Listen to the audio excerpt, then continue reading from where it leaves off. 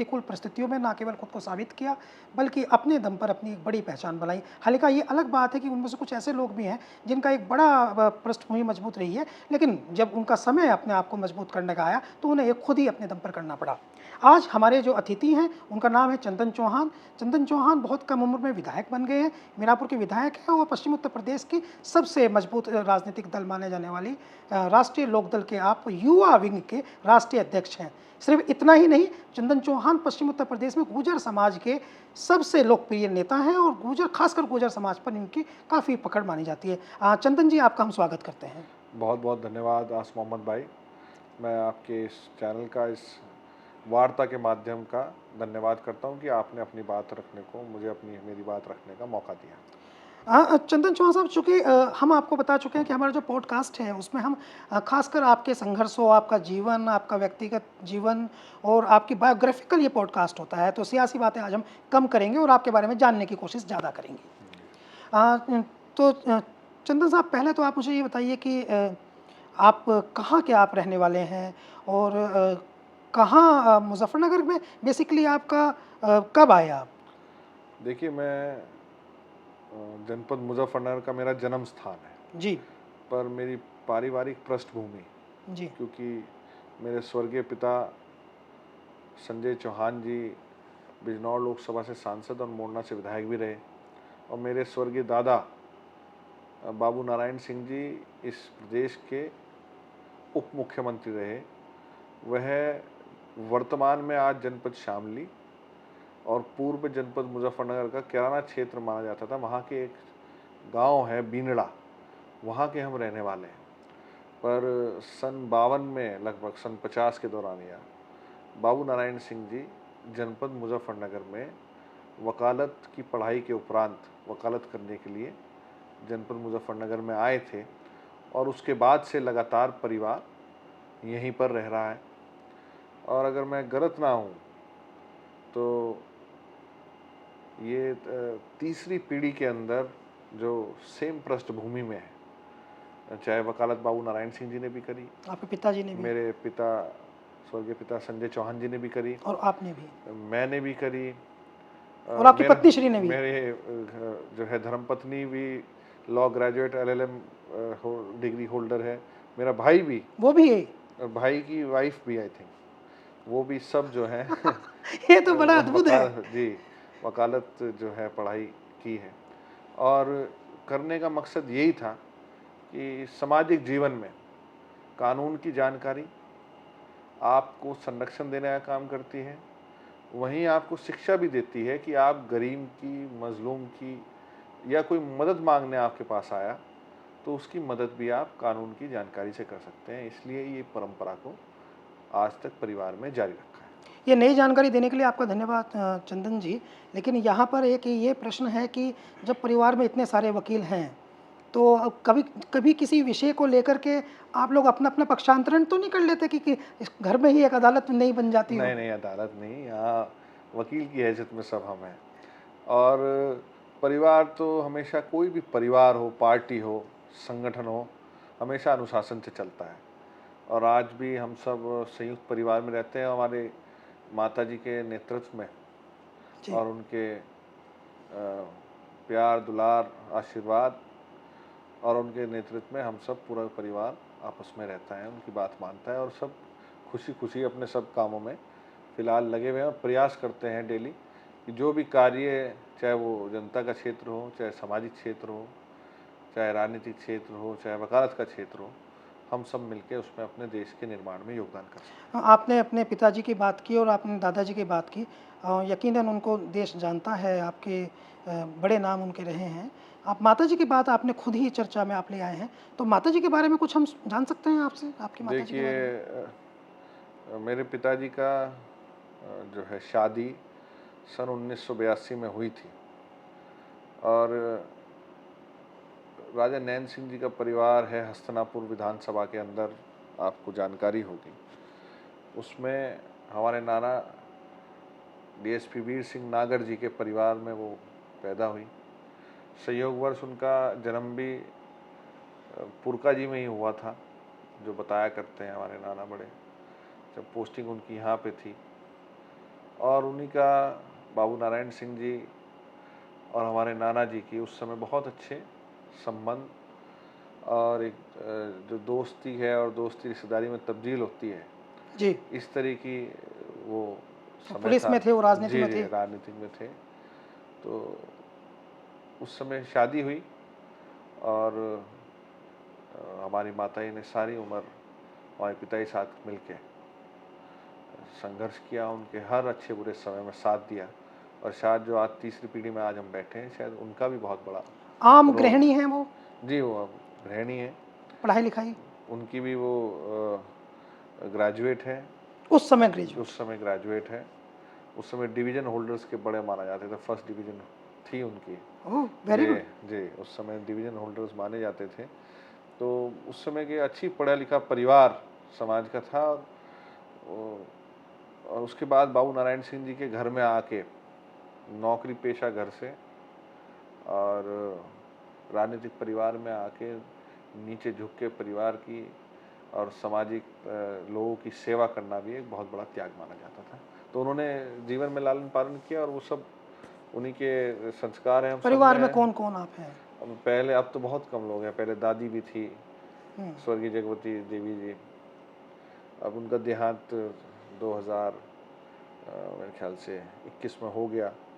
उसके उपरांत अब तो माता जी हैं, मेरी धर्मपत्नी श्री याशिका जी, 2 हमारे बच्चे हैं, साहिर एंड नारायणी और सिद्धार्थ और साक्षी मेरे भाई और उसकी धर्मपत्नी। हम संयुक्त परिवार में, एक ही परिवार में अभी आप एक रहते हैं? परिवार में जनपद मुजफ्फरनगर में बाबू नारायण सिंह जी के नारायण निवास नामक स्थान पर आज भी गुजर बसर करते हैं। अच्छा, ये थोड़ा अलग सा नाम आपने बताया अपने बेटे का साहिर। जी, तो ये नाम साहिर रखने की क्या कहानी है? ये साहिर का मतलब होता है चार्मिंग फ्रेंड। जी। तो ये साहिल लुधियानवी साहब से कहीं प्रेरित था ये नाम? बाद में पता चला हमें, असल में मेरे पिताजी का देहांत सन 2014 में हो गया था। हुँ, मेरे पुत्र का जन्म 2015 में हुआ, हुँ। तो हम उसका नाम ढूंढ रहे थे। तो हमने नाम सॉर्ट आउट किया तो एक पिताजी की हमें किताब रखी मिली, उसमें उन्होंने पहले से लिख रखा था नाम वहाँ पे, साहिर संजय सिंह। किताब मैं आपको दिखाऊंगा भी अभी, वो जो पहले से ही। जी, जी। तो शायद ये डेस्टिनी थी कि वो पहले ही लिख के छोड़ गए थे, साहिर के आगे पूरे साहिर लुधियानवी की कविताएं। मतलब एक तरह की ये जी, भावना कि जी, घर में जो है वापस मैं इस रूप जी, में आ गया। जी, जी, घर में ऐसा लगता है कि वो हमने नाम भी रखा, वो किताब हमें बाद में मिली, पर निश्चित रूप से ये एक चमत्कार से कम नहीं मानता। तो एक ये साहिर नाम बहुत अच्छा है। साहिर लुधियानवी जी बड़े कवि हैं और देश को जोड़ने के लिए और सब चीज़ को लेके तो वो पहले लिख के चले गए थे, साहिर संजय सिंह। मैंने बताया, ये दिखाता भी हूँ आपको मैं। तो बहुत खूब, ये तो जी, बहुत मतलब रहा अद्भुत बात है। कोइंसिडेंस है, तो फिर हाँ, अद्भुत उसके बात नाम है। मैं सब। वापस आऊँगा, इस रूप जी, में आऊँगा। सब वही सब चीज़ें होती बड़ों हैं। के ही है तो क्या और मतलब ये भी एक सवाल है, जी, चूँकि परिवार को तो आप समझते हैं, तो साहिर की एक्टिविटी कुछ-कुछ उनके दादाजी पे आपको फ़ील नहीं कराती है? वो सब, हाँ, वो पुरानी मिसाल माताजी दी, आपकी पहचानती होंगी, दादी? पुरानी नसाल वो मिसाल दी जाती है जब गाँव में जाते हैं हुँ, कि पिता पे पुत्र, नस्ल पे घोड़ा, बहुत नहीं तो थोड़ा-थोड़ा।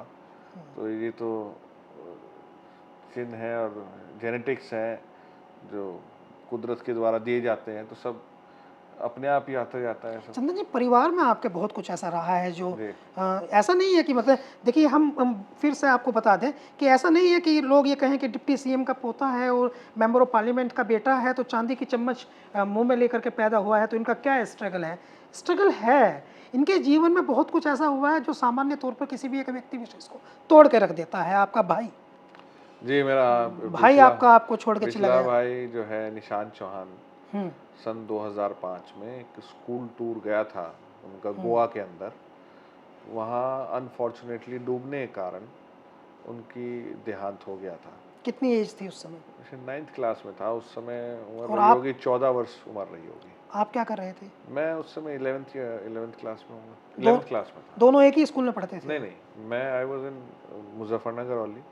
मेरा भाई जो था निशान, वो ही went for higher studies to scholars home school in Dehradun. तो देहरादून में वो फर्दर स्टडीज़ के लिए गया था। एक थोड़ा माहौल में डिफरेंस आए, पढ़ाई अच्छी हो, एक उस समय था भी कि अच्छी पढ़ाई के लिए बच्चे बाहर हॉस्टल्स में जाते थे। मेरी बहन भी सिंधिया स्कूल से पढ़ी, मालविका चौहान।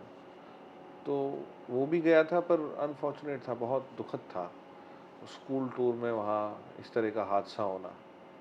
और उस समय मेरी ध्यान है 2 बच्चों की देहांत हुआ था, उसमें से एक बच्ची की तो शायद आज तक डेड बॉडी भी नहीं मिल पाई। बहुत दुखद था, पूरा बहुत अनफॉर्चुनेट था। मतलब जनपद में। इंसिडेंस हिलाने वाला रहता है, कोई भी है ऐसे। मेरे ख्याल से किसी भी पिता के लिए जवान पुत्र को कंधा देना शायद सबसे बड़ा सजा है। तो वो हमारे पिताजी उससे बाहर निकले, या ट्रॉमा एक हो मुझे गया, सदमा। मुझे तो लगता है शायद नहीं निकल पाए थे। नहीं निकल पाए। नहीं निकल पाता कोई भी फिर पिता पिताजी जैसे। की आपके सांसद थे, उसके बाद उनकी बहुत दोबारे मतलब खड़ा, मैं उस हादसे के बाद दोबारे खड़ा होना हम्म और खड़े होके दोबारे सांसद बनना, हम्म वो बहुत बड़ा चैलेंज था। उन्होंने क्या। एक्सेप्ट किया था 2005 की घटना के बाद। उस समय वो जिलाध्यक्ष थे, वो घटना हुई, बड़ी घटना हुई, पूरे प्रदेश के लोगों ने उस घटना को आत्मीयता से ऐसा दिया कि जैसे अपने ऊपर ही लिया, और बहुत सहयोग और हमें संभालने का काम किया, मैं ऐसा कहूँगा। हज़ारों लोग रोज़ आया करते थे सिर्फ सांत्वना देने जी। और सिर्फ दुख बांटने। उस समय लोगों ने बहुत बहुत हिम्मत दी, और उसके बाद राजनीतिक उतार चढ़ाव आए, सरकार चली गई थी, और उसके बाद फिर खड़े होकर दोबारे जो है किसी पद पे पहुंचना, वो मेरे पिता एमपी साहब का सबसे बड़ा स्ट्रगल का, और सबसे जो उनका मैं कहता हूँ बेस्ट परफॉर्मेंस एक व्यक्ति के रूप में। दृढ़ता जो उनकी जी थी, वो अंदर से मानसिक जी रूप से कितना जी, वो शक्तिशाली हैं। पूरी वो मैंने देखने को मिला, और वही प्रेरणा के स्रोत हमारे लिए जीवन भर रहे हैं। कभी भी आप जीवन में अपने आप को मतलब आप गिव अप नहीं कर सकते, you have to stand and fight. आपकी कितनी एज थी जब उनकी देहांत हुआ इस मेरी बारे एज में? थी उस वक्त 2014 के अंदर, 26 वर्ष उम्र थी आप मेरी। क्या कर रहे थे? मैं जब 30 हज़ारी कोर्ट में प्रैक्टिस करता था। दिल्ली। जी, दिल्ली करता था। मेरी वाइफ पढ़ रही थी एलएलएम में, और उनका देहांत हो गया था सन 2014 अक्टूबर, 2 अक्टूबर, 2 अक्टूबर गांधी जयंती उस दिन थी। गांधी जयंती। वो बड़ा इत्तेफाक है उनकी। पिताजी के साथ में आपकी रिलेशनशिप कैसी थी? Like friend, like father and नहीं नहीं, सन? एक अनुशासित पिता। अनुशासित। उनको जो है किस प्रकार का अनुशासन? लापरवाही, मतलब हमें अनुशासन नहीं, नहीं, मुझे मुझे मैंने आदेश थे। हमें शाम 5 बजे के बाद घर से बाहर हमारा अलाउ नहीं था, चाहे कोई हो। 5 बजे के बाद घर से बाहर नहीं जा नहीं सकते थे। नहीं, फ्रेंड्स। जहाँ चले गए तो वापस आ नहीं सकते थे, तो ऐसा शक्ति थी। हाँ, और जो उन्होंने कह दिया वो हमने माना, और जो भी मेरे पिता ने मेरे लिए सोचा, वो मैं समझता हूँ शायद बेस्ट सोचते थे वो। और मैं हर किसी बच्चों को या स्ट्रगलर्स को या युवा अवस्था में, जो मैं यही संदेश देना चाहूँगा, आपके माँ बाप से अच्छा जीवन में दुनिया में आपके लिए कोई शायद नहीं सोच सकता। इस बात को अगर हम देखें, जो आप कह रहे हैं कि बहुत डिसिप्लिन था, 5 बजे के बाद घर से बाहर जाने की अनुमति नहीं थी, फिल्में देखने नहीं जा सकते होंगे आप, नहीं जा सकते, नहीं जा सकते थे अपने आप। अपने साथ चाहे वो ले जाएं, हम्म घुमाने ले जाएं अपने साथ, वो हम्म अकेले अलाउड नहीं था। मुझे सेफ्टी पॉइंट ऑफ व्यू से होगा, आज मैं अपने बच्चों को सोचता हूँ ना भेजूँ, मैं भी सोचता हूँ साथ चला जाऊँ। तो वो उस समय नहीं अच्छा लगता था, पर आज समझ में आती है सब बात कि क्यों ज़रूरी था। World is not a safe place. तो वो उन्होंने बचा के हमेशा हमें सारी बुराइयों से। और आज अगर तीसरी पीढ़ी में हम एक बैठे हैं, एक परिवार की प्रतिष्ठा को लिए, वो इसलिए बैठे हैं, अगर उस अनुशासन में ना होते तो शायद हमें पता ना होता कि दुनिया किस कभी रूप में है। कभी बातचीत में लगा कि वो चाहते हैं कि चंदन भी जो है, वो चंदनी नाम था आपको, चंदनी कहते जी जी, थे? हमेशा से। चंदनी। इसकी भी बड़ी कहानी है मेरे नाम जी। की। मैं बाबू नारायण सिंह जी के देहांत के बाद मेरा जन्म हुआ, तो बहुत दिन तक मेरा नाम ही नहीं रखा गया। हम्म नाम ही नहीं रखा गया, तो मेरा नाम चंदा चंदा चंदा कहते थे ऐसे। चंदा प्यार से कहते हैं। हाँ, तो दादी ने एक दिन जो है चंदन रख दिया। हम्म तो बाद में पता लगा मेरे पड़ नाना जी का नाम भी चंदन सिंह है। गुड। तो मेरे नाना कभी मेरा नाम नहीं लेते थे। हाँ। तो आइए बेटा, या आइए चौधरी साहब, या आइए मान्यवर, हमेशा ऐसे ही बैठ के बात, वो चंदन सिंह नहीं कहते थे कभी, आइए चंदन सिंह। बड़े जो है लिहाज से और बड़े ये सम्मान रेस्पेक्ट से, होता है हाँ, एक फैमिली का। वो उन्हें ऐसा लगता था कि वो नाम जो है उन्हें मेरे पढ़नाना से मुझे मिल गया। उनका नाम भी चंदन सिंह जी था ना। मतलब संजय चौहान साहब से मिल गया साहिर और हाँ, परनाने से मिल गया चंदन। चंदन, हाँ, दोनों इत्तेफाक हैं, संयोग दोनों है। इत्तेफाक थे, इत्तेफाक थे। कभी आपके वालिद साहब यानी पिताजी संजय चौहान जी ने कभी सोचा था, कभी प्लान किया था कि मेरा लड़का भी विधानसभा में जाएगा या लोकसभा में जाएगा? मतलब कभी नहीं, बातचीत में अगर कहते थे, मेरे कोई मेरे योजना थी? पिता, नहीं कोई योजना नहीं थी, और शायद पिताजी होते तो शायद मैं राजनीति में शायद आता भी ना मेरा मिजाज इस तरह का था ज़्यादा। फिर पर सियासत में क्यों?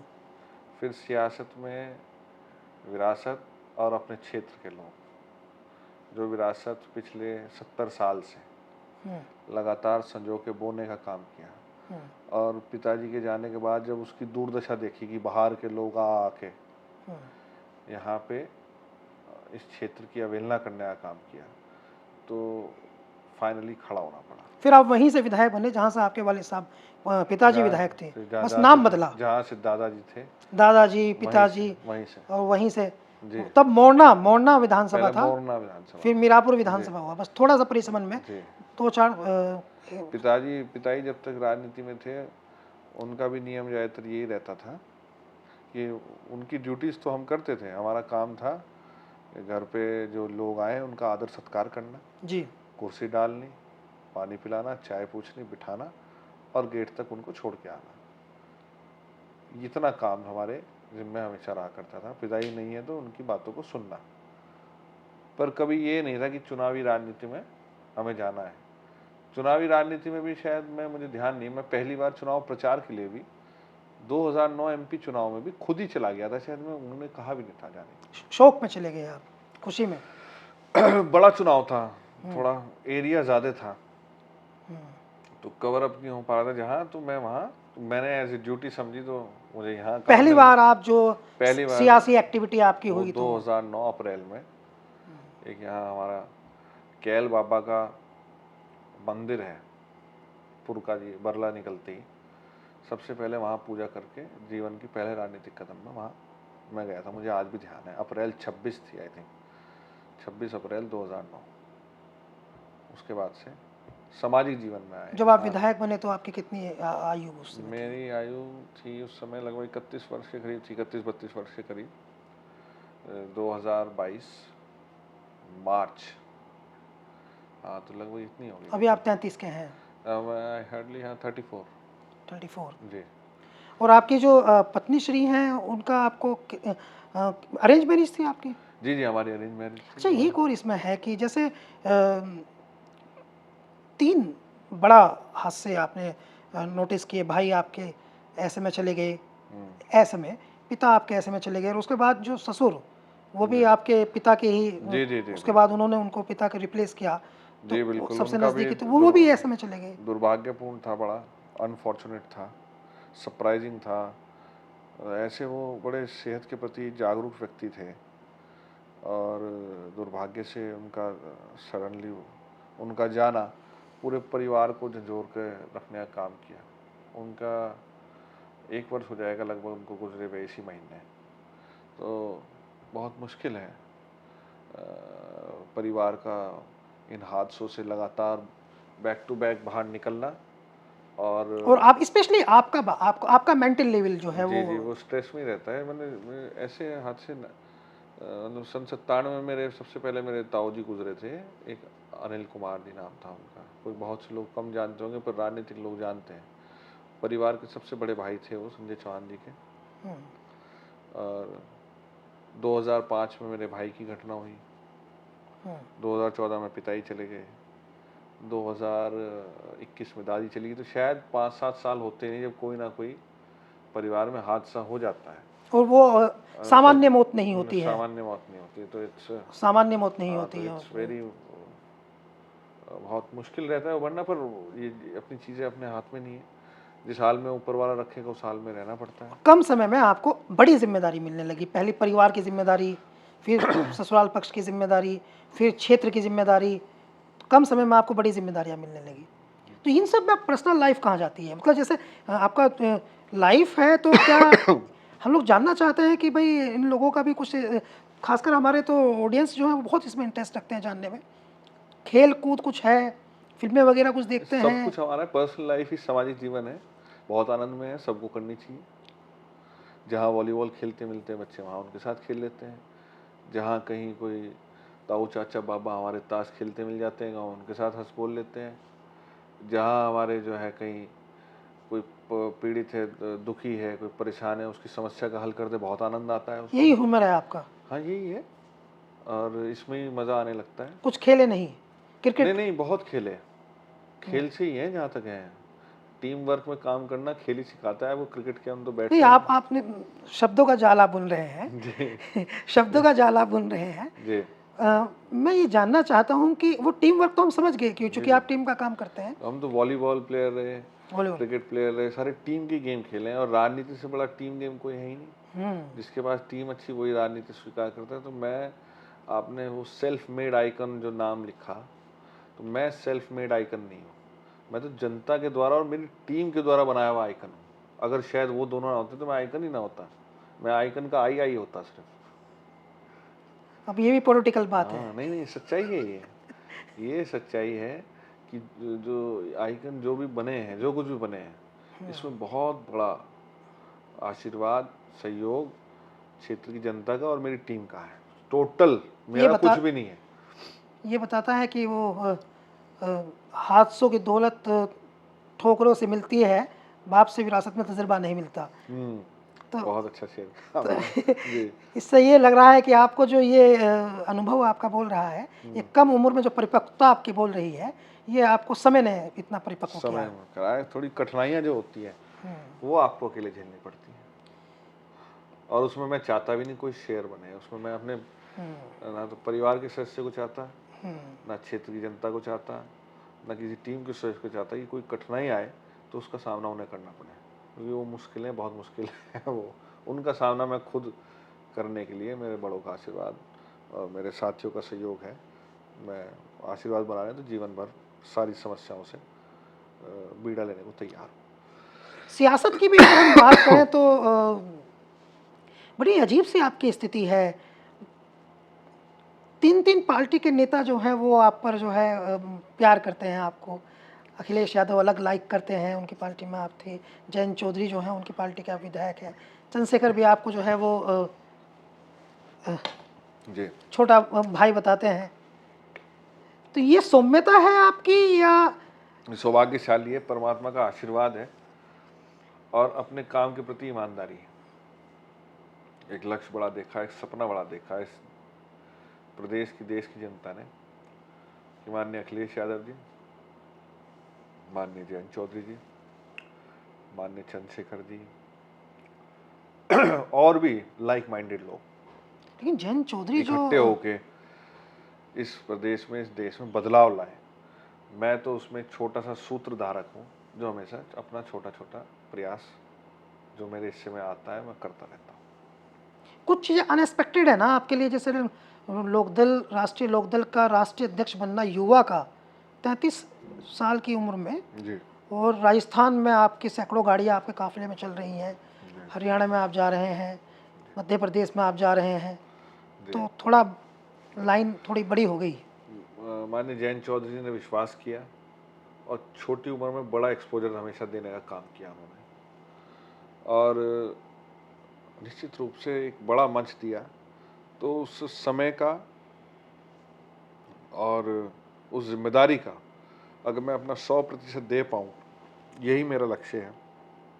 मुझे उम्मीद भी है कि क्योंकि चौधरी साहब के परिवार से 3 पीढ़ियों से लगातार संबंध है, उन संबंधों में कोई दाग ना लगे, इसीलिए मैं जो है दिन रात मेहनत करने का प्रयास करता हूँ। क्योंकि हम तो, पिताजी कहा करते, 2 तरह के लोग हैं, 2 तरह के लोग होते हैं। एक वो होते हैं जो कहते हैं कोई क्या कर लेगा, और दूसरे लोग होते हैं कोई क्या कहेगा। हम तो क्या कहेगा वाले आदमी हैं, तो इसलिए उसको बड़े लिहाज से और जो है बहुत जो है कदम फूंक फूंक के रखने पड़ते हैं।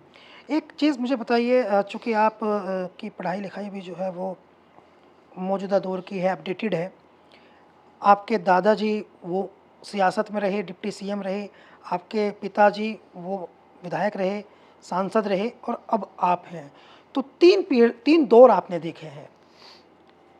उस दौर में, आज के दौर में सियासत में क्या फ़र्क आया है और लोगों की मेंटालिटी में क्या फ़र्क आया है? बहुत बड़ा परिवर्तन देखने को मिलता है। कंपैरिज़न पे बात करें तो। बहुत बड़ा परिवर्तन है, बड़ा कर सकते हैं। सबसे पहले तो उम्मीदों और अपेक्षाओं का ही बड़ा फ़र्क है। पहले जो बाबूजी के ज़माने की राजनीति थी, उसमें आदमी की उम्मीदें कुछ इस सीमाएँ थी। पिताजी के ज़माने में कुछ और सीमाएँ बढ़ गई वो, और आज तो अनलिमिटेड है, और आगे जो होगी वो उससे भी ज़्यादा एक्सटेंडेड होगी। तो एक तो सीमाएँ और अपेक्षाएँ बहुत फ़र्क हो गई। एक वे ऑफ वर्किंग बदल चुका, युग क्योंकि चेंज हुए हैं। हम आज भी लेटर पढ़ते हैं चौधरी चरण सिंह जी के, इंदिरा गांधी जी के, हेमवती नंदन भोगना जी के, बाबूजी के रखे हुए, जी। जो घर में रखे हुए क्या हैं। भाषा होती है, मतलब आप प्रैक्टिकली समझाइए इस बात को, इसको तो वाक़ई लोग जानना चाहेंगे ना। किस शैली में वो बात करते थे, किस गोपनीयता और गंभीरता से शब्दों का चयन होता था, और उस चयन के बाद उनको अमली जामा पहुँचा के धरातल तक पहुँचाने का काम भावनाओं का। तो ये संबंध थे, बॉन्डिंग थी नेता से नेता के बीच की, कि वो एक तार के माध्यम से, एक टेलीग्राम के माध्यम से, एक पत्र के माध्यम से अपनी पूरी राजनीतिक भावनाएं एक दूसरे से शेयर कर लिया करते थे। और आज क्या ज़माना है, आज तो शब्दों का चयन हो जाए, सामने ही बता दे, कॉल रिकॉर्डिंग भी हो जाए, जब भी आदमी अपने शब्दों पे अमल नहीं कर पाता। एक यही बहुत बड़ा बदलाव आधुनिकता का देखने को राजनीति में आज मिलता है। और फिर जो जनता की अपेक्षा है वो बहुत ज़्यादा और बहुत अधिक है। आपको नेता ईमानदार चाहिए, नेता बिना लाभ लोलच और गुंडई करने वाला नहीं चाहिए, साफ छवि का चाहिए। पर जब चुनाव आए या कहीं भी कोई बड़ा आयोजन हो, तो उस समय की चीज़ की कमी नहीं होनी चाहिए, ये भी सुनिश्चित जनता चाहती है। तो ये सब चीज़ें साथ नहीं मिल सकती। नेता पहले हमारे बाबूजी कहा करते थे, जो पिताजी बताते थे, कि वो जो व्यापार में थे, उनको राजनीति के घोर खिलाफ थे बाबू नारायण सिंह, हुँ। कि अगर कोई व्यापारी है जी। तो वो राजनीति में आ जाएगा, तो वो राजनीति लोगों की, आम आदमियों की, गरीबों की, शोषितों की, पीड़ितों की आवाज़ नहीं उठा सकता, क्योंकि उनके अपने हित छुपे रहेंगे, इसलिए मना करते थे, और कोई वजह नहीं थी। पर आज प्राथमिकता उसको दी जाती है, चाहे वो कोई भी पार्टी हो, कोई भी विषय हो, जहाँ आदमी सर्वगुण संपन्न हो, इसलिए बहुत बड़े पैसे वाले लोगों को प्रत्याशी बना दिया जाता है। वही बना दिया जाता है। और कहीं ना कहीं वही मुख्य धारा में है। बड़े लोग और पैसे का मैनेजमेंट में चुनाव में आते हैं। हमारे यहाँ विधानसभा क्षेत्र और लोकसभा क्षेत्र में ऐसे लोग आए जो पैसे के बल पे टिकट लिया है, जिनका धरातल पे कुछ नहीं था, और आज बताते हैं वो जनप्रतिनिधि पीछे चुने गए। ऐसे लोगों को हटाने के लिए फिर भी हमारे क्षेत्र में आज भी है, चुनाव करते हैं। मेरे सामने भी बहुत बड़े लोग चुनाव लड़े थे, मुझे पब्लिक ने खुद पैसा दे के चुनाव लड़ाया और जिताया। पर जो लोग बड़े बड़े धन्ना सेठ थे, उन्हें बहुत बड़े मार्जिन से नकारने का काम करा। तो मैं आज फिर भी कहता हूँ कि हमने अपने क्षेत्र में, अपने इलाके में उन चीज़ों को जिंदा रखने में काम। और महँगा हो गया है आजकल देखें तो। जी, निश्चित रूप से चुनाव महंगा हो गया, पर अपने क्षेत्र में मैं कह सकता हूँ कि हमारे क्षेत्र में लोगों की भावनाएं आज भी परिवार के साथ हैं, और उसी विश्वास को जीवित रखे हुए हैं जो स्वर्गीय बाबू नारायण सिंह जी के समय में थी। तो ये पारिवारिक जुड़ाव है आपके क्षेत्र की जनता का। बिल्कुल। तो लेकिन जहाँ इस तरह का क्षेत्र होता है जिसमें दादा ने प्रतिनिधित्व किया हो, पिता ने प्रतिनिधित्व किया हो और पोता प्रतिनिधित्व कर रहा है, वहाँ तो एक तो जनता का व्यवहार बड़ा अजीब होता होगा। हो सकता है कि बहुत सारे लोग विधायक जी कहने में भी कठिनाई महसूस करें, तो कितना आपका आत्मीय जुड़ाव है, कितना अपनापन है, किस तरह से उनकी अपेक्षाएँ हैं? क्षेत्र के बारे में कुछ कहिए। देखिए, बड़ी बड़ी जिम्मेदारी है, क्योंकि स्वर्गीय पिताजी ने बहुत क्षेत्र के लिए मेहनत करी, बहुत विकास कार्य कराए। जी। बाबू नारायण सिंह जी ने अपने खून पसीने से मेहनत से सींच के बड़ी ताकत हासिल करके क्षेत्र में अनगिनत विकास कार्य कराए। किस तरह के विकास कार्य शुगर हैं? मिल मोड़ना की स्थापना हो, हुँ। सिंचाई की व्यवस्था हो, सड़कों के लिए हो, ऐसा बहुत कार्य कराए अनगिनत। पिताजी ने डबल ट्रैक रेलवे लाइन का कराया था, और आपका जो आदर्श रेलवे स्टेशन मुजफ्फरनगर का हुआ है, वो उनकी मेहनत के द्वारा उस समय लाया गया था, बजट पास कराया गया था, सेंट्रल स्कूल की डबल शिफ्ट कराई गई थी। बहुत से ऐसे कार्य हैं जो लगातार उनको करे गए। अब मैं भी प्रयास करता हूँ। आपकी क्या प्राथमिकता है, आप क्या कर रहे हैं? मैं अभी लगभग 1.5 वर्ष हुआ है और मोरना शुगर मिल की आवाज़ जहाँ हमने विधानसभा के अंदर उठा के हम्म, और धरातल पे आंदोलन बनाने का काम करा, एक बड़ा आंदोलन जिसमें माननीय जयंत चौधरी जी भी उसकी रैली धनतेरस के दिन आए थे और वहाँ धनतेरस के दिन हजारों आदमी इकट्ठे होके उन्होंने प्रण लिया था संघर्ष का। उसको करने का काम हम लगातार कर रहे हैं। शुक्रताल में अविरल धारा लाने का जो सपना देखा था साथ में, उसमें लगातार प्रयासरत हैं। कुछ पार्ट उसका हो गया, कुछ रह रहा है। लगभग 63 गांव में अगले 1 महीने के अंदर लगभग मेरी विधानसभा में 95 गांव हैं और 14-15 मजरे हैं। लगभग इन 63 गांव में आपको कोई ना कोई कार्य अगले 1-1.5 महीने में पूरा हुआ मिलेगा। तो आपको लगातार एक्टिवेट रहना पड़ता है। लगातार विधानसभा सत्र के दौरान चाहे कितनी भी मांगे हों, कितनी बातें हों, उन्हें उठाते हैं एक प्लेटफॉर्म पे। और जनपद मेरा उसमें कस्बे हमारे मीरापुर में भी जो पानी की समस्या है, उसका भी 1290 मीटर का नाले का डीपीआर तैयार का आदेश शासन की तरफ से आ गया। ये तो खुद आपको भी इफेक्ट करने वाली आस मोहम्मद भाई विषय है, तो मैं आपको भी अवगत कराता हूँ आपके चैनल से और खासकर पॉडकास्ट चैनल के माध्यम से अवगत कराता हूँ कि वो जल्द ही उसे शासन में भी करा लिया जाएगा।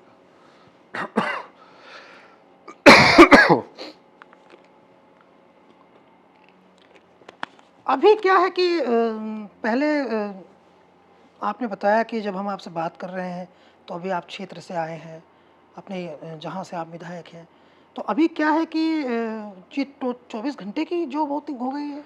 ये निश्चित रूप से 24/7 कार्य है और खाली क्षेत्र नहीं। मैं पहले आवास पे बैठता हूँ सुबह रोज जी 3 घंटे, यहाँ से काम निपटा के अधिक संबंधित अधिकारियों से बात करके फिर क्षेत्र के अपने जितने दुख सुख हैं उनमें जाने का काम रहता है।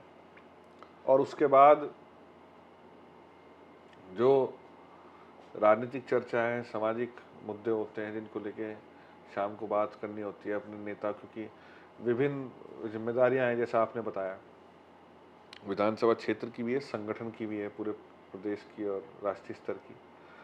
और उसके बाद मैं सीसीएस यूनिवर्सिटी का सेनेट का मेंबर भी हूँ, प्राक्कलन समिति का सदस्य भी हूँ। उत्तर प्रदेश के जितने प्राक्कलन आते हैं, एस्टिमेट्स आते हैं, उनकी जो है अवलोकन करना पड़ता है। तो और पारिवारिक कुछ पृष्ठभूमि ऐसी है कि जिम्मेदार फिलहाल सब चीज़ों को देखना सामाजिक पड़ता है। सामाजिक खेती पे आधारित है हम लोग, तो फसल खेती भी देखनी पड़ती है। कभी तो आपकी माताजी नहीं कहती है मेरे मासूम से बच्चे के कंधों पे इतना बड़ा बोझ। नहीं, उन्हें विश्वास है कि वो हमारी तैयारी, ट्रेनिंग या पिता का अनुशासन है, और कोऑपरेशन पूरा सहयोग। सबका, पूरे परिवार का सहयोग है। उसमें धर्मपत्नी का है, वो पीछे सब चीज़ संभालती है। माता जी का है, छोटे भाई का है सिद्धार्थ का, मेरे ताऊ जी का है, सबका बहुत बड़ा सहयोग है। जब भी मैं प्रयास खाना कर रहा मिल हूँ, जाता है समय पर, खा लेते हैं, मतलब ये इसलिए सवाल है तो क्योंकि खाए पिए तो लग रहा हूँ मैं आपको। नहीं, वो दो तरह का है। एक तो ये है कि आप समयबद्ध अनुशासन नहीं, में खा समय रहे हैं, नहीं एक ये है, है कि आप मूवमेंट कर रहे हैं। समय नहीं, ये तो पब्लिक का प्यार है जो देती है वो सब। हाँ, मूवमेंट कर रहे हैं ना, कहीं जहाँ मिल गया वहीं खा लिया, मतलब समय ऐसा फिक्स नहीं है, फिक्स नहीं है। फिक्स जीवन आप नहीं कर सकते। अगर फिक्स जीवन हाँ, आप चाहते हैं तो प्लीज आप सियासत ना सामाजिक करें। जीवन में और सियासत में ना आए। जो लोग ज़्यादा फिक्स या सीमित या बहुत चूजी हैं, उनके लिए मुश्किल होती है समाज में इस कार्य में। इसमें तो जैसा नहीं, कुछ पब्लिक कहती पाता है, है अगर पॉलिटिशियन तो बहुत कुछ खो देता है। हाँ बहुत कुछ खोने, समय, ऊर्जा, अपने संसाधन, फिटनेस और परिवार को दिया हुआ समय, पैसा, सब कुछ का थोड़ा थोड़ा हर चीज़ की कीमत होती है। तो समाज जीवन में जहाँ प्रतिष्ठा मिलती है, आपको सम्मान मिलता है, लोग चाहते हैं आपसे जुड़ें, साथ में रहें, मिलें, पर उसकी कीमत भी है फिर लोग उस चीज़ की लोग आपकी उपलब्धता हर समय अपने अच्छे बुरे में चाहते हैं, और वो फ़र्ज़ भी है। और मेरे पिताजी कहा करते थे, बहुत सी बातें उनसे सीखता हूँ मैं जब भी कहीं कठिनाई में फंस जाता हूँ। ये जो है लोक राज जो है लोक लाज से चलता है। जो इस लाज को, इस गरिमा को बनाए रखेगा, पब्लिक उसे अपने बीच रखेगी। तो ये शांत स्वभाव, ये नरम मिजाजी आप में जो है वो वंशानुगत है या हालात हालात शांत रहने का है। गुस्सा आता है? हाँ, नहीं, कई बार आ जाता है, आता है कई बार, तो पर फिर गलत अफसोस होता है उसे करके, गुस्सा करके अच्छा हमेशा। इंसान गिल्ट फील करता है। 3 मिनट बाद ही बुरा लगता है कि गुस्सा क्यों आया था। ये तो हाँ, मानवीय पक्ष का सबसे जी, सकारात्मक पहलू है कि वो जी, अगर मुझे वो एहसास बहुत जल्दी हो जाता है कि हाँ, गलत हुआ है, पर मैं प्रयास करता हूँ कि गुस्सा, वैसे लोग कहते हैं कम आता है मुझे। दूसरे राजनीतिक दल के जो लोग हैं, जी, जनरली लोग ये समझते हैं कि वे दुश्मन होते होंगे, जैसे जनता आपस में लड़ जाती है, भिड़ जाती है। लेकिन हमने देखा है कि दूसरे राजनीतिक दल के जो लोग हैं, आपके रिलेशनशिप जो हैं वो बहुत अच्छे हैं। विधानसभा में जो हैं वो दूसरे राजनीतिक दल के जो विधायक हैं, वो आपसे बहुत विनम्रता से, बहुत आत्मीयता से मिलते-जुलते हैं। आपको पसंद करते हैं, लाइक करते नहीं, हैं? लड़ाई ऐसी नहीं है, कोई व्यक्तिगत लड़ाई किसी से नहीं है। हुँ, विचारात्मक हो सकती है, हमारे मुद्दे अलग-अलग हो सकते हैं, हमारा बात रखने का, अपने लोगों की बात उठाने के तर्क अलग हो सकते हैं, पर व्यक्तिगत लड़ाई कोई हमारे हिस्से किसी से नहीं मिट रही। पर अगर कोई वो गलत बात कहते हैं तो उनको हम वहीं चिताते हैं, विधानसभा के अंदर भी और सदन की लाइव उसमें भी, कि आपने ये गलत बात कही है। और कोई अच्छी बात कहेंगे, कोई पहल करेंगे अच्छी, तो उसका सम्मान के साथ ताली पीट के उनका स्वागत भी करते हैं। तो ये स्वतंत्र अच्छे लोकतंत्र के लिए। प्रोफ़ेशनल पर्सनल जी, में फ़र्क है। बिल्कुल, ये जो है व्यवहार कुशलता हमेशा से होती है और रहनी भी चाहिए। और मैं चुनाव जब लड़ रहा था, मुझे तो अपनी जानकारी है। हुँ। मेरे जो विपक्षी पार्टियाँ थी, उन्होंने भी, उनके लोगों ने भी मेरा बहुत जो है मदद करने का काम करा, ऐसा नहीं है। उनकी भावना ये थी, कम से कम वो वोट भी देने ना दिए हों उन्होंने, तो ये थी कि ये सही आदमी है, इसकी मदद हो जाए, ये जीत जाए। जनता ज़्यादा जागरूक है आजकल, सुनते हैं कि नेताओं से ज़बरदस्ती अपने काम करा लेती है। नहीं, ज़बरदस्ती नहीं करा सकता कोई किसी से काम, पर जनता अवेयर है, अवेयर है, कि ये विधायक जी आपने एफर्ट कितने करे हैं, वो हमें पता है। सवाल पूछती है। हाँ, कि आपने फ़ोन, आपने अगर सीओ साहब को करना है तो आपने दरोगा जी से करने से काम नहीं चलेगा, आपको सीओ साहब को ही फ़ोन करना पड़ेगा। एक ज़माना था कि यही मुज़फ़्फ़रनगर के एक नेता थे जो टॉप लेवल पे रहे, किसी का नाम लेना तो उचित नहीं, कि उनके बारे में यहीं की जनता इसी इसी क्षेत्र से चुनाव लड़े, उनके एक बार बेटे 8-9 हज़ार वोट पे सिमट गए, कि जब उनसे बात करता था कोई तो वो टेलीफ़ोन का तार निकाल देते थे और अधिकारियों को फर्जी बात कर लेते थे, तो वो तो नहीं सीन बचा है अब, नहीं, अपनी पब्लिक जागरूक है बहुत। पूछ लेती है, पब्लिक डायरेक्ट नहीं, रिजल्ट देखती है, वो रिज़ल्ट लिखित में देखती है। देखती है। मैंने अभी एक सड़क का विषय उठाया था हुँ, सदन में, हुँ। तो बकायदा लोग भी पूछते हैं कि इस नियम के अंदर भैया आपने इस तरह से सवाल उठाया, इसको अगली बार ऐसे उठाना। लोग जान बता रहे हाँ, हैं आपको, जानते पब्लिक हैं बता वो, रही है। हाँ, कि आप नियम 301 में उठाया, इस बार अगली बार लोक मैथ का विषय है, इसका नियम 51 में लगाना। तो पब्लिक जानती है कहाँ क्या करना है, अब सब पढ़े हैं, इंटरनेट के ज़माने हैं, तो ऐसा नहीं है, हम भी लगातार टच में रहते हैं। और जहाँ सीखने को मिले, चाहे वो एक राह चलता मुसाफिर हो, चाहे कोई गरीब व्यक्ति हो, चाहे कोई ज़रूरतमंद हो, जो भी कोई हमें, जहाँ मुझे सीखने का मंच मिलता है, मैं सीखता हूँ।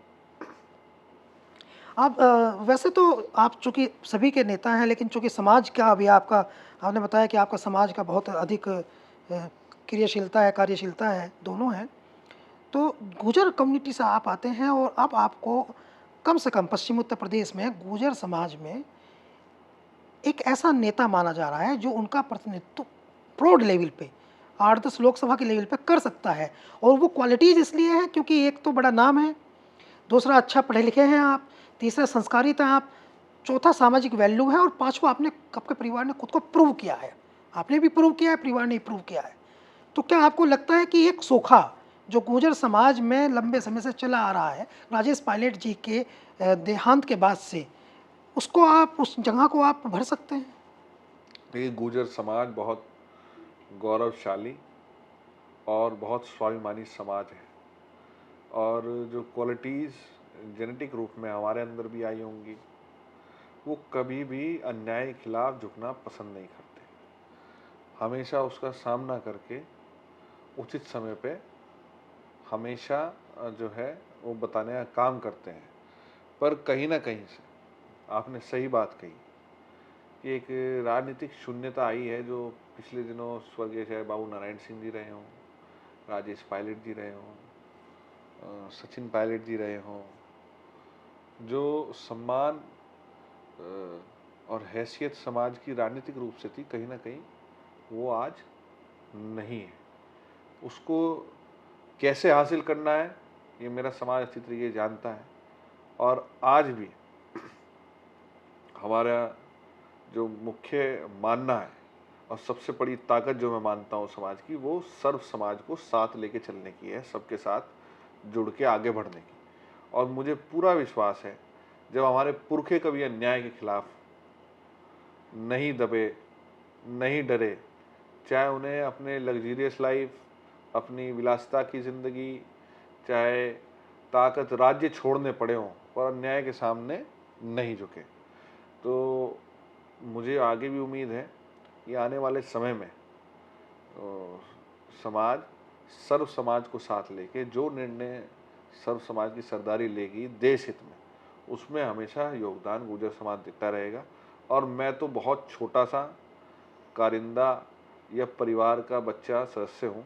मेरी तो जो उपयोगिता, जो ड्यूटी समाज लगाता है, मैं हमेशा उसमें बढ़ चढ़ के अपना योगदान देने का प्रयास करता हूँ।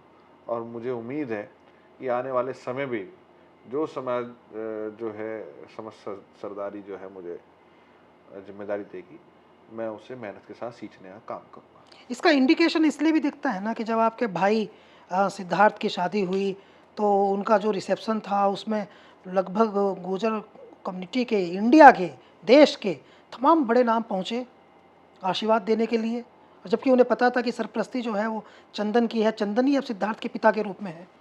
जी, मैं उनका धन्यवाद करता हूँ, क्योंकि मेहमान भगवान समान होते हैं।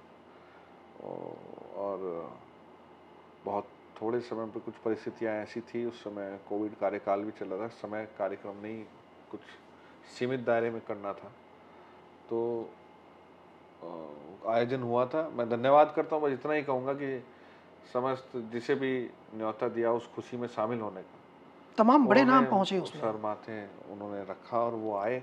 आपस में मैं विरोधी थे, मल्लुक नागर साहब, अवतार भड़ाना साहब आपस में विरोधी, सचिन पायलट नहीं, साहब, मेरे तमाम लोग मेरे मेरे आपस में सब विरोधी, लेकिन मेरे आपके यहाँ सब पहुँचे, मेरे अभिभावक थे सब। आपके यहाँ सब मेरे पहुँचे। अभिभावक थे, मेरे बड़े थे।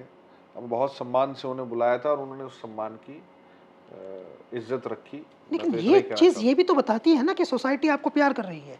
जी, उनका उनका प्रेम, निश्चित रूप से आशीर्वाद और प्रेम, बहुत प्रेम मिला। यही नहीं, जब भी संकट या खुशी का परिवार पे समय आया, समाज की, सब समाज की हमेशा बहुत आशीर्वाद मिलने का काम हुआ। बहुत मैं इसका ऋणी हूँ, और शायद मैं आपके चैनल के माध्यम से भी कहता हूँ, मैं ताउम्र भी सेवा करता रहूँ, ताउम्र भी उनकी कहना मानता रहूँ, उनकी बात सुनता रहूँ, तो वो भी कम है कि जितना सम्मान, प्यार, आशीर्वाद मेरे परिवार को और व्यक्तिगत रूप से मुझे समाज ने दिया है, मैं उसके ताउम्र भी जो है किसी भी सूरत में मैं उस ऋण को उतार नहीं सकता। इलाके में एक बात चलती है कि एक चंदन में कई चंदन हैं। आपके कैरेक्टर में बहुत सारी विषमताएँ हैं। आपका जो मल्टी कैरेक्टर है, कई चीज़ों में आप जब बच्चों में बात करते हैं तो उस समय लगता है कि आपका तो बाल मन है। बुज़ुर्गों में बात करते हैं तो आप ऐसा दिखाते हैं जैसे बहुत मैच्योर हैं, बहुत लगता है, और नौजवानों में होते हैं तो अलग मेंटालिटी के होते हैं। ये कैसे, मतलब ये आपका नैसर्गिक गुण है या आपको लगता है कि ये समय ने आपको सिखाया है? समय की मांग या है ये। नेचुरली आप ऐसे हैं? ये समय की मांग है, पर पूर्व से ही कुछ पारिवारिक संस्कार ऐसे हैं कि उन मूल्यों के साथ बड़े हुए हैं, जहाँ हम अपनी दादी, नानी, बाबा, मामा सबके साथ बैठ के बड़े हुए हैं। मुझे आज भी याद है, मेरी दादी के पास भैंस हुआ करती थी, हुँ। तो वो सुबह 4 बजे उठ जाती थी, तो मैं 4 बजे उनके साथ उठ के बैठा रहा करता था। वो मुझे अच्छा लगता था। और जब बच्चे और सो रहे होते थे मामा के यहाँ छुट्टियों पे, हम उठ के सुबह अपनी नानी के साथ जो वहाँ के काम काज हुआ करते थे घर में, उसमें भी हाथ बटाया करते थे। दूध भी निकालने की कोशिश की है कभी? दूध निकालने नहीं, पूरा मास्टर थे हम दूध निकालने, एक दो भैंसों के निकाल भी लिया करते थे। अब तो नहीं, पर बहुत लॉन्ग टाइम अच्छा भी लगता था। मैंने खुद पशु भी अब भी आज भी रखे हैं, शायद वो खून में भी है, शायद जाति में भी है। मैं पशुओं का और दूध का, दही का, घी का शौक भी है, खाने का और लोगों को साथ खिलाने का। आपके हिडन टैलेंट पे बात करें, वो कौन से टैलेंट्स हैं? कोई टैलेंट नहीं है मेरे में, मैं तो जो हूँ बहुत ये क्या साधारण है? व्यक्ति है। ये क्या है जो इतना सब दिखाई दे रहा है? ये तो जब नॉर्मल काम हुआ करते थे सब करते थे, आज भी करते हैं। देश, हिंदुस्तान देश का हर व्यक्ति जो है टैलेंटेड है, मल्टीटास्कर है, मेरे से ज़्यादा जो है समझदार है, मैं तो ये मानता हूँ। बहुत बहुत एक से एक लोग हैं, मैं तो बहुत सामान्य व्यक्ति हूँ। मुझे अवसर और मोहब्बत ज़्यादा मिली है आप लोगों से, बस मैं इतना कहूँगा। इसका मैं कुदरत का और ऊपर वाले का मैं धनी मानता हूँ अपने आप को। ये हर किसी को नहीं मिल पाता, इसके लिए मैं किस्मत वाला हूँ कि मुझे मोहब्बत और जो समर्थन और प्यार है, ये इसके लिए तो मैं, वरना बहुत से लोग हैं। सुना है गाना वाना भी अच्छा गा लेते हैं? नहीं नहीं, गाना तो नहीं आता हमारा, पर हाँ सुन लेते हैं गाना। गाना सुनने का शौक है, मौका लगता है तो सुन लेते हैं। और सब चीज़ें, हॉर्स राइडिंग का भी शौक है, पर घोड़ा चलाना कभी कभी जहाँ खतरनाक हो मौका सकता होता है। है, नहीं हो जाता है, कई बार गिर भी चुके हैं, पर ठीक है, गिर के उठना आता है। ये तो लाइफ है आपकी, ये हाँ परफेक्ट बात है। हाँ ये परफेक्ट बात है। हाँ, गिर के गिर उठना के आता उठना आता है। है, बस गिर के। गिरते हैं से सवाल मैदान जंग में, वो हाँ, तिफल क्या गिरे जो घुटनों के बल घुटनों चले। के बल चले, तो गिर जाए, कई बार घोड़ा पटक देता है, फिर चढ़ जाते हैं, क्या दिक्कत है, जो घोड़ा चलते पटक देता है उसी पे चढ़ जाते उसी पे हैं। जाए। यही तो कैरेक्टर है। ये अच्छी बात पकड़ी आपने। जो अच्छी बात पकड़ी।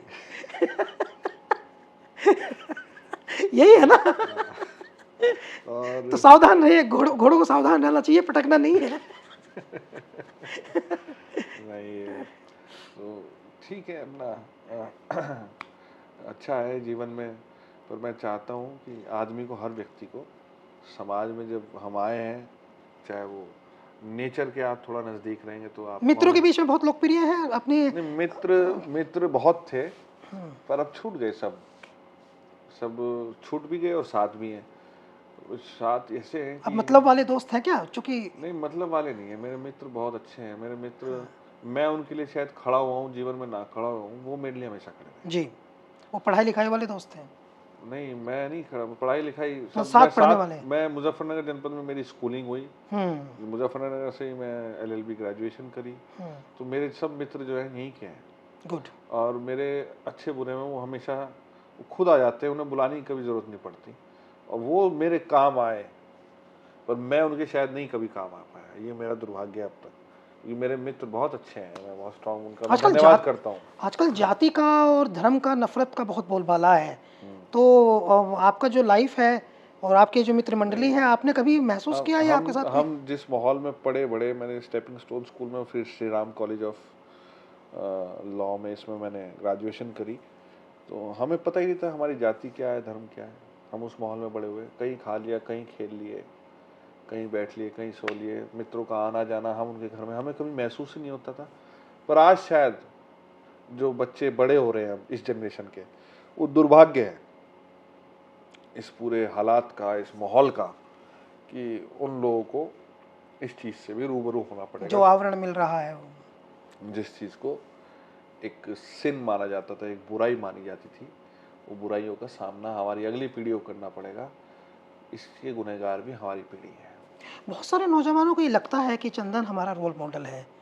बहुत सारे लोगों को लगता है कि हमें चंदन जैसा होना चाहिए। आपको क्या लगता है नौजवानों को कैसा होना चाहिए? ये चंदन जैसा तो नहीं होना चाहिए, पर मेहनती होना चाहिए, गुस्से को पीने वाला होना चाहिए, अवसर को समझने वाला होना चाहिए, और जब निराशा, हार और बहुत सारी कठिनाइयाँ हों तो उन्हें पीठ नहीं दिखानी चाहिए। तो चंदन तो अभी तो मैं अपने आप को इस योग्य नहीं मानता, पर मैं ये समझता हूँ कि हर व्यक्ति को आशावादी होना चाहिए। आशावादी होना, ऑप्टिमिस्टिक, ये बहुत ज़रूरी है। तो हर व्यक्ति मेरे से मुझे लगता है कि बहुत अच्छे हैं और बहुत अच्छा कर सकते हैं। नेचर के नज़दीक रहें आप, पशुओं के पास रहें, पेड़ों के पास रहें, साल में एक बार जंगल में ज़रूर जाएं, तो आपको जो है प्रकृति बहुत कुछ सिखाएगी। आपके जीवन पर सबसे ज़्यादा प्रभाव किसका है? मेरे पिता का है। आपके पिता का है। हाँ, आपके हीरो? पिता है हमारे। कोई फ़िल्मी हीरो नहीं पसंद आपको? नहीं, नहीं हमारे पिता खेल का हैं। कोई नहीं, हीरो? नहीं फ़िल्मी हीरो है अमिताभ बच्चन, अच्छे लगते हैं। उनकी बहुत मज़ेदार बात है कि मैं जहाँ से खड़ा होता हूँ लाइन वहीं से शुरू होती है। आप भी नहीं जहाँ उनकी खड़े तो होते हैं लाइन शुरू कर रहे उनके हैं। उनके बहुत सारी बातें हैं। वो एक परफेक्ट मैन है जिसे कहूँ मैं इंडियन हुँ। समाज के आइडियल है, उन्हें मानना चाहिए लोगों को। उन्होंने समाज को बहुत कुछ दिया भी है। उनके डायलॉग्स अच्छे हैं, पर ऐसा नहीं है वो फ़िल्मी बातें हैं। हाँ, पूरे और जीवन में मैं उनसे जितना प्रभावित हुआ हूँ उससे ज़्यादा तो मैं उनका कौन बनेगा करोड़पति जो आजकल मैं देख रहा उनकी हूँ उसी एक से ज़्यादा उनकी प्रभावित हूँ। कविता है एक, वो लहरों से डर के नौका पार नहीं होती। उनके फ़ादर की हरिवंश राय बच्चन जी हाँ, की। और कोशिश करने वालों की कभी जी। हार नहीं होती। तो बहुत सारी बातें हैं उनकी, वो बताते हैं। हम तो जो अच्छी बातें हैं वो सीख लेते हैं उनसे, वो लाइन वाली बात सुनते ही नहीं उनकी। जिन फ़िल्मों में एंग्री यंग मैन रहे हैं मतलब आपका हाँ, नेचर नहीं है एंग्री यंग मैन हाँ, होने का। हाँ, अमिताभ बच्चन अरे जी। ये हैरत वाली बात है ना कि आपको गुस्सा नहीं आता है तो चला जाता है। एंग्री आपका स्वभाव नहीं है एंग्री यंग मैन वाला। नहीं है, नहीं हमारा, हाँ। और होना भी नहीं चाहिए। गुस्सा जो है कोई व्यक्ति अगर किसी बात पे होना चाहिए, किसी व्यक्ति से भी नहीं। गुस्सा आता है गलत चीज़ों पे आता है, जब कोई सामने दिख रही होती है कि ये गलत हो रहा है, बिल्कुल अन्याय हो रहा है, उस चीज़ पे आता है। पर उस पर रिएक्ट कैसे करना है, अगर वो रिएक्ट आप कैसे करना है आपको ये पता है, तो आप एक परफेक्ट आदमी हैं। आपको रिएक्ट करना है या नहीं करना है, या किस रूप में करना है, ये पता होना चाहिए। राजनीति में दोस्त नहीं बनाए, बहुत अच्छे दोस्त बनाए हो। बहुत अच्छे अच्छे दोस्त हैं मेरे, बहुत दोस्त हैं राजनीति में मेरे। हर पार्टी में जहाँ भी सदन के अंदर है, हुँ। मेरे से ज़्यादा दोस्त शायद कम ही विधायकों के होंगे। मैं और वो बैठना होता है सबके साथ, मिलना होता है, सुन लेते हैं सबकी। राजनीति में आज 403 विधायक हैं, सब अपने आप में एक से एक इंस्टीट्यूट हैं। सब विधायक बहुत मेहनती हैं और बहुत मेहनत करके उस सदन के अंदर पहुंचते हैं। कोई 3 बार का, कोई 4 बार का, कोई 9 बार का। और हम विधानसभा सत्र में इस बार एक अनोखी चीज़ देख रहे हैं। किस तरह का बर्ताव आपके साथ होता है? नए लड़के? नए हमारे लड़के? बड़े अभिभावक के रूप में होता है। हम तो जैसे सीनियर विधायक हैं हमारे, एक हमारे यादव जी हैं, आदरणीय रघुराज प्रताप सिंह जी हैं, माता प्रसाद पांडे जी हैं, बहुत सीनियर हैं सतीश वो। महाना जी हैं, 9-9 बार के 8 आजम खां साहब हैं। ऐसे लोगों का नाम आप ले रहे हैं जो आठ 8-8 बार के 9-9 बार के विधायक हैं। इंस्टीट्यूट्स हैं, तो इंस्टीट्यूट्स हैं। हाँ। तो जब नहीं, उनके पास जाते हैं हम, तो उन्हें इतना विनम्र देखते हैं। अगर हम उनसे दिन में 10 बार नमस्ते करते हैं तो वो 10 बार स्वीकार करते हैं। एक उमर अली खान और आपकी शक्ल हाँ, सूरत वो उमर एक भाई, जैसी मिलती है। उमर भाई हमारे बहुत मेहनती, हमारे सीनियर विधायक हैं।